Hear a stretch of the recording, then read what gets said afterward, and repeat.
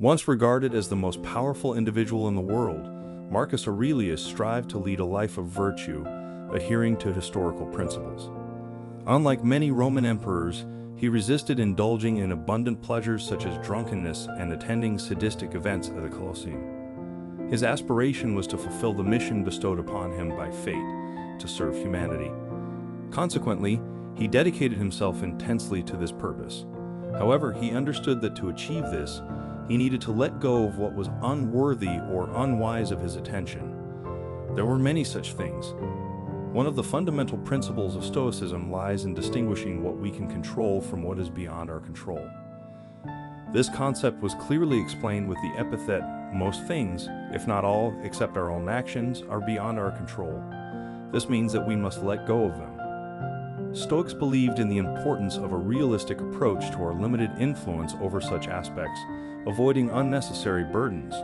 When life becomes difficult, it often indicates that we have invested our emotions in matters beyond our control. In doing so, we inadvertently give these problems the right to manipulate and control us like puppets. Paradoxically, we criticize these manipulators for pulling our strings, without realizing that we ourselves have given them the opportunity to do so. By separating our emotional investments from these problems, we eliminate their influence on us, ensuring peace and stability. For Marcus Aurelius, the absence of concern about what was beyond his control allowed him to cope with numerous responsibilities and problems as an emperor, focusing on the mission that, as he believed, he received from the gods. For Epictetus, this meant freedom, and for others, it was the path to a happy, carefree life. When life becomes burdensome, we should stop worrying and learn to cope with it. In his thoughts, Marcus Aurelius consistently distinguished between the present, past, and future. This provided valuable insight into our tendency for excessive anxiety. Mishandling the past or overly focusing on the future only leads to confusion and disorganization. If you've engaged in meditation or attempted to master it at some point in your life, you may have encountered these categories. The text is structured around these categories, starting with the future. As Marcus Aurelius himself said, we suffer more in imagination than in reality. Our thoughts are often a source of suffering, especially when it comes to the future. Our imagination tends to wander, creating countless scenarios that are unlikely to ever materialize. We try to plan our reactions to potential consequences in advance, worrying about the uncertainty of what lies ahead. And while sometimes reality aligns with our expectations, more often than not, we find ourselves faced with situations we cannot predict. Imagine years of careful planning and saving for a well-deserved retirement, only to be diagnosed with a devastating cancer with only a few months to live. The possibility of such events often does not alleviate, but, on the contrary, heightens our anxiety. The spectrum of potential outcomes can vary from global catastrophes to financial losses, but until they materialize, we cannot control them. These events simply do not occur in the present moment, in this reality. Thoughts about possible future situations that have not yet materialized into tangible reality cause anxiety only because we imagine them mentally. Since their existence is limited by the mind, according to Marcus Aurelius, it is not the weight of the future that burdens us, but the weight of the present.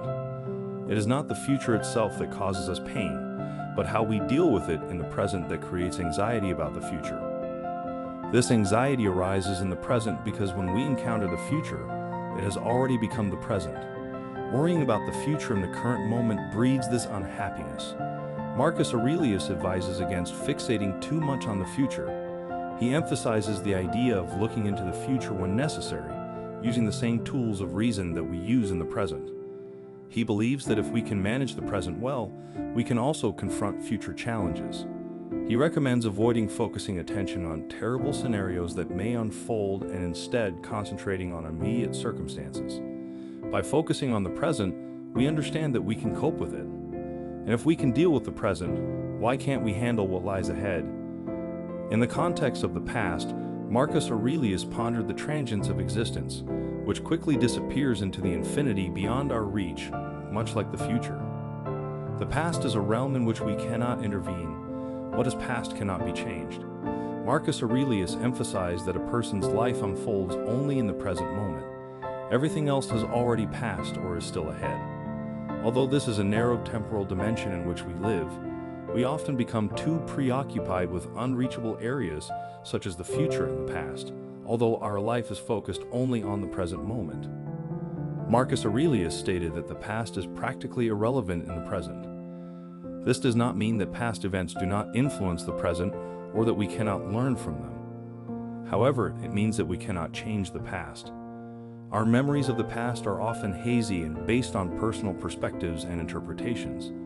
Consequently, the past not only lies beyond our control, but our memories of it are often inaccurate. Nonetheless, many of us maintain a strong emotional attachment to past events, reliving them in our thoughts and thereby reliving the pain they once caused us.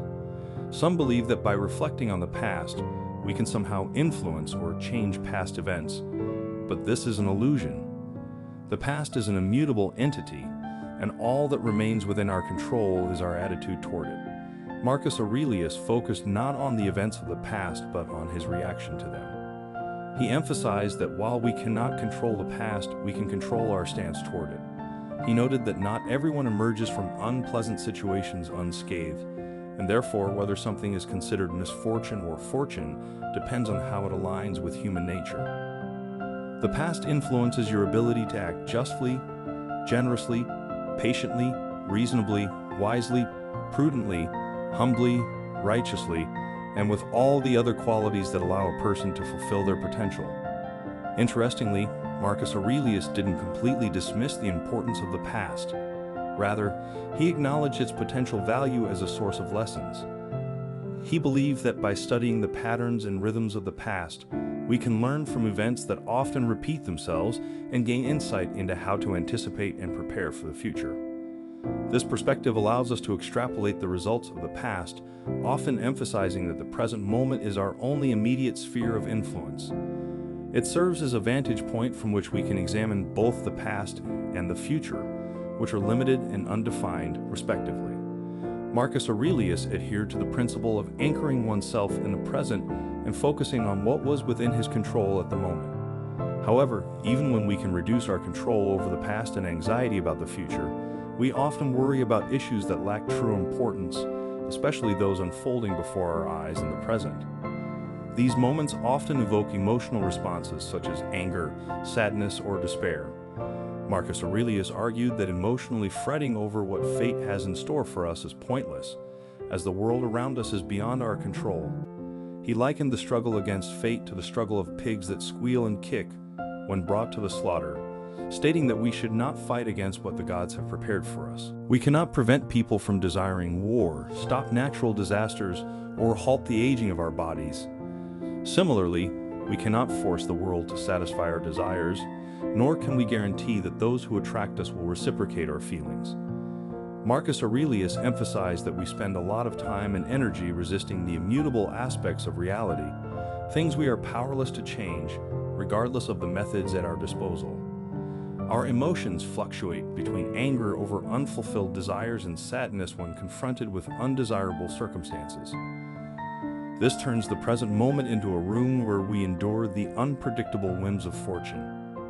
On the other hand, there are moments when we cling to the present, holding on to it even when we need to let go, stubbornly defying fortune's capricious and uncontrollable nature. Often, we fail to see what is truly within our control, our choice of action and opinion.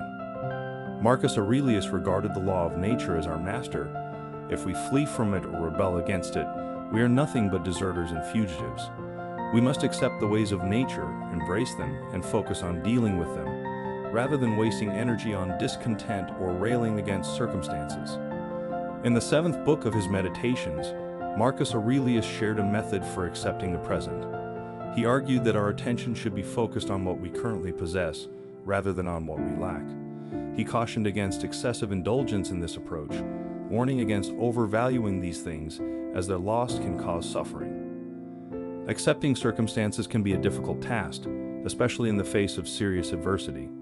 However, Marcus Aurelius argued that hardships should not be an excuse for panic or inaction. The opportunity to practice virtue lies in applying historical philosophy to our lives. The essence of life is not in the splendor and luck of external circumstances, as these aspects are changeable and beyond our control. According to philosophers, what truly matters is how we deal with the situations we encounter. For Marcus Aurelius, this is an opportunity to demonstrate rational civic virtues. In short, an art shared by humans and gods alike. If you enjoyed this reflection, consider subscribing to the channel and don't forget to follow the link in the first pinned comment below. If you've watched up to this point, leave a comment so we know. Thanks to everyone for your attention, and may everyone have a good day.